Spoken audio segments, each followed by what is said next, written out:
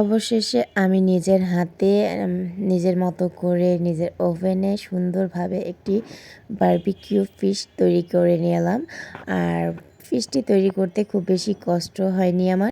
অনেক দিন যাবৎ ভাবছিলাম আমার নিজের হাতে আমি বারবিকিউ ফিশ বানাবো।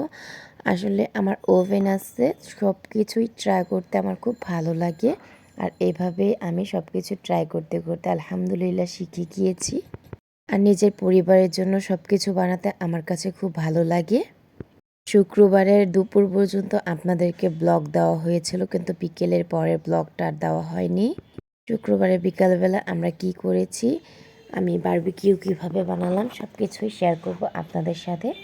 হ্যালো, আসসালামু আলাইকুম। আমি Jhumurkia from my page blog by Jhumurkia. Welcome to my another blog.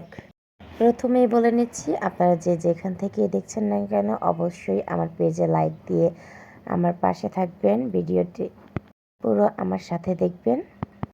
ঘুম থেকে উঠে আমার হাজব্যান্ডকে বাজারে পাঠিয়েছিলাম, সে তো আমার জন্য 3টা তেলাপিয়া মাছ নিয়ে এসেছে। মানে এই মাছটা বারবিকিউ ফিশ করে বাইরে খেয়েছিলাম, খুব ভালো লেগেছিলো। অন্যান্য মাছও খেয়েছি, কিন্তু আমার কাছে এটাকে মাছটা খেতে ইচ্ছে করছিল অনেক। আর তার পাশাপাশি আমার নিজের হাতে বানানোর একটা যে উৎসাহ, সেটা আমার সব সময় থাকে। আর দেখতে পাচ্ছেন আমি কিন্তু মাছ কেটেছি, কিন্তু লাস্ট পর্যায়ে আমার হাজব্যান্ডও আমাকে যথেষ্ট পরিমাণে হেল্প করেছে, তাকে দিয়েও আমি কাজ করিয়ে নিয়েছি। তারপরে যখন কাটা শেষ, তারপর বললাম তুমি ঘরে যাও। দেন দুপুরে খাওয়া দাওয়া সেরে আমি এই তো এসেছি, আমার মাছটাতে একটু মশলা মাখিয়ে রেখে দেবো।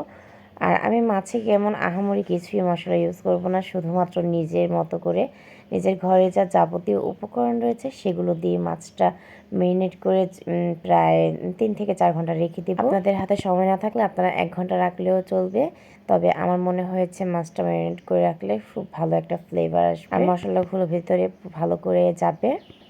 যদিও এতে করে একটু পরে আমার হাতটা ঝলবে, কিন্তু কিছু করার নেই।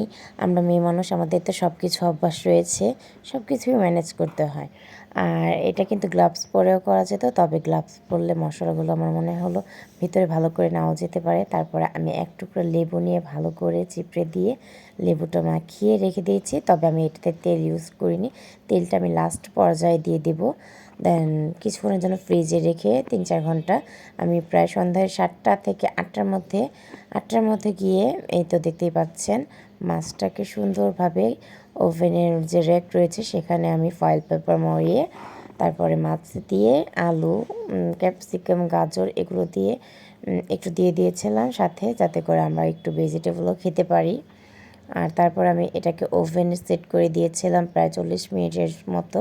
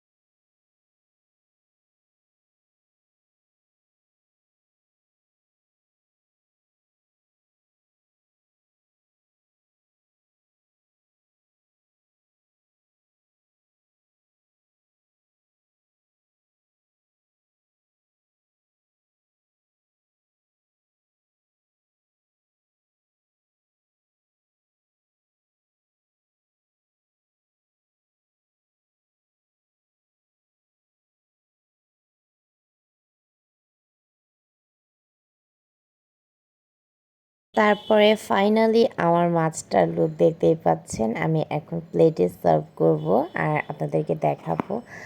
আর মাছটা দেখতে এতটা ইয়ামি হয়েছে, সাথে আমি কিছু ভেজিটেবলস দিয়েছিলাম, সেগুলো অনেক দারুণ হয়েছে খেতে। আমি ভাবতেও পারিনি এতটা স্বাদ, এতটা টেস্টি আমি একটা জিনিস ঘরে বানিয়ে নিতে পারবো।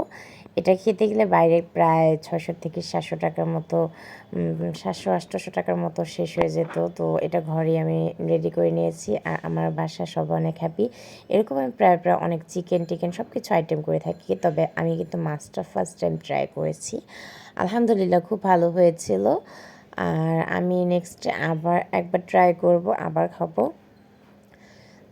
সো আমার সাথেই থাকবেন। তারপরে একসাথে ফ্যামিলির সাথে বসে আমি খাবারটা এনজয় করছিলাম। আমার ছেলেকে বলছিলাম মাছ খেতে। সে বলছে, "হ্যাঁ, মাছ খাবো, তবে আমি আগে কোক খাবো।" কোক নিয়ে অনেক কাড়াকাড়ি করছিল আমার আম্মুর সাথে। সো একত্রে সবাই মিলে খাওয়া-দাওয়া করে সন্ধ্যার নাস্তা খেয়েছি। আর আমাদের কিন্তু সন্ধ্যার নাস্তাটা অনেক ভার হয়ে গিয়েছিল। যেমন পরোটা দিয়ে এখানে মাছ খেয়েছিলাম, তারপরে কোক খেয়েছি। দেন আমার হাসব্যান্ড আবার কিছু খাবার নিয়ে এসেছিলো বাইরে থেকে, সেগুলোও খেয়েছি। সেটা ক্যাপচার করা হয়নি। তবে সবাইকে জিজ্ঞেস করছিলাম খাবারটা কেমন হয়েছে, তো সবাই বলছিল খুব ভালো হয়েছে। আর খাবার খেতে, খেতে আপনাদের কাছ থেকে আজকে এখানেই বিদায় নেব। সবাই ভালো থাকবেন। আল্লাহ হাফেজ।